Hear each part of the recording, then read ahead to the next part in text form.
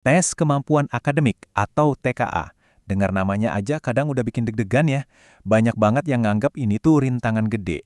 Tapi gimana kalau kita ubah cara pandangnya? Gimana kalau kita lihat TKA ini bukan sebagai tembok, tapi sebagai peta?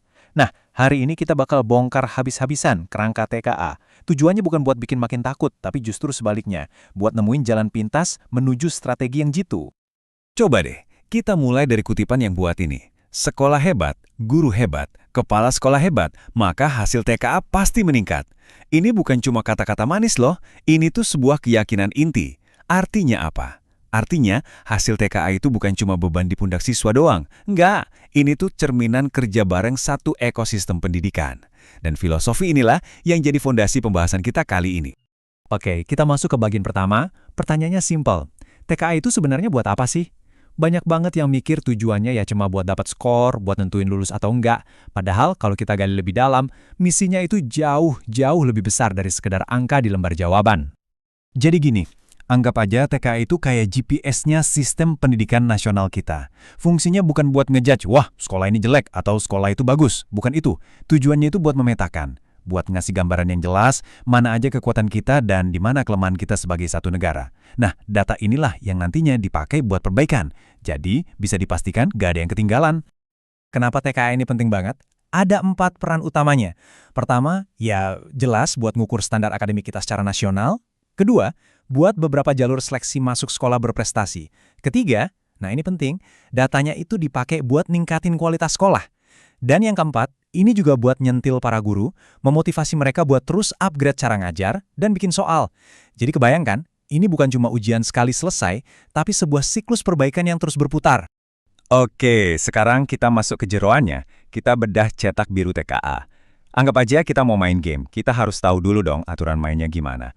Nah, kita akan lihat apa aja yang diuji, dan yang lebih penting lagi, gimana sih cara penilaiannya. Nah, ini yang menarik. TKA itu ternyata nggak nguji semua mata pelajaran loh. Fokusnya itu disederhanakan banget, cuma ke 2 pilar utama, literasi membaca sama numerasi.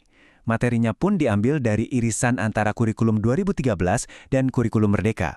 Artinya apa? Artinya yang diuji itu bukan hafalan mati, tapi skill berpikir yang paling dasar, yang paling fundamental.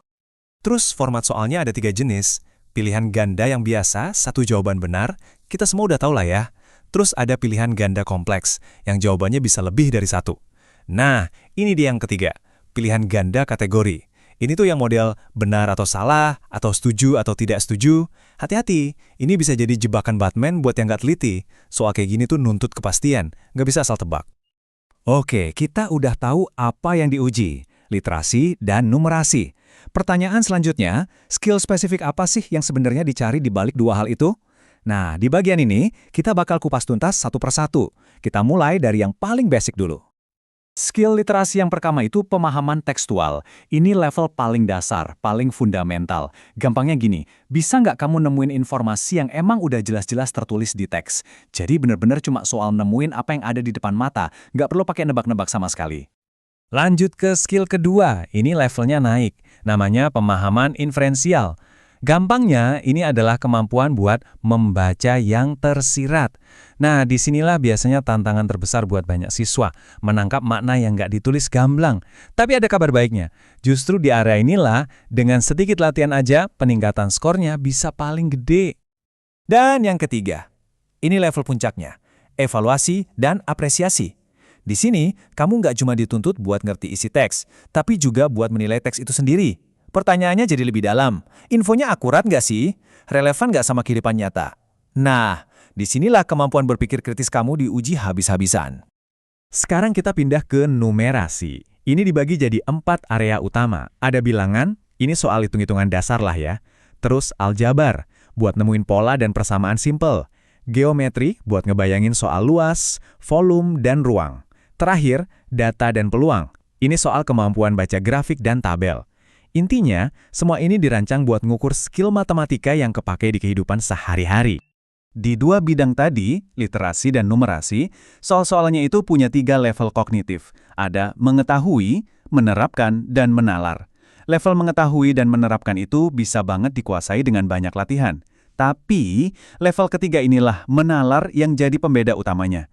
Soal-soal di level ini tuh nggak punya rumus pasti. Dia benar-benar nguji logika dan analisis kamu buat mecahin masalah yang mungkin baru pertama kali kamu lihat. Inilah yang misahin antara skor yang bagus dengan skor yang luar biasa. Oke, kita udah ngerti aturan mainnya. Penting banget itu. Tapi, tahu aturan doang kan nggak cukup buat menang ya kan? Kita butuh strategi. Nah, di bagian terakhir ini, kita bakal bahas rencana aksi yang konkret. Gimana sekolah bisa mengubah semua teori ini jadi hasil yang kelihatan. Sering banget kan kita dengar, perubahan besar itu dimulai dari hal-hal kecil. Nah, strategi paling jitu itu justru dimulai dari kebiasaan sehari-hari di kelas. Contohnya, sisihin 15 menit tiap hari buat bacaan yang melatih inferensi. Atau pas pelajaran matematika, pakai benda-benda nyata, kayak kotak atau cangkir buat belajar geometri. Ini tuh kayak nabung skill sedikit demi sedikit setiap hari, yang nanti pas hari H-tesnya, hasilnya bakal kerasa banget. Tentu aja, kebiasaan harian di kelas tadi harus didukung sama program yang lebih besar dari sekolah. Ini sifatnya krusial, misalnya sekolah bisa bikin modul latihan yang khusus buat TKA, atau ngadain semacam TKA Camp atau klinik mingguan buat bahas soal-soal susah. Bisa juga dengan rutin ngadain tryout, terus hasilnya dianalisis bareng-bareng buat cari tahu di mana sih kelemahan mayoritas siswa. Intinya satu, membangun kesiapan dan kepercayaan diri. Jadi, kita balik lagi ke pertanyaan awal. Gimana caranya sebuah kerangka yang jelas bisa mengubah tes dari sekedar rintangan jadi sebuah peluang? Jawabannya simple, kejelasan. Dengan membedah TKA sampai ke akar-akarnya kayak gini, kita tuh nggak lagi berhadapan sama monster yang nggak kita kenal. Kita sekarang punya petanya. Dan dengan peta itu, rasa cemas bisa berubah jadi strategi. Ujian pun bukan lagi momok, tapi jadi kesempatan buat nunjukin kemampuan dan buat bertumbuh.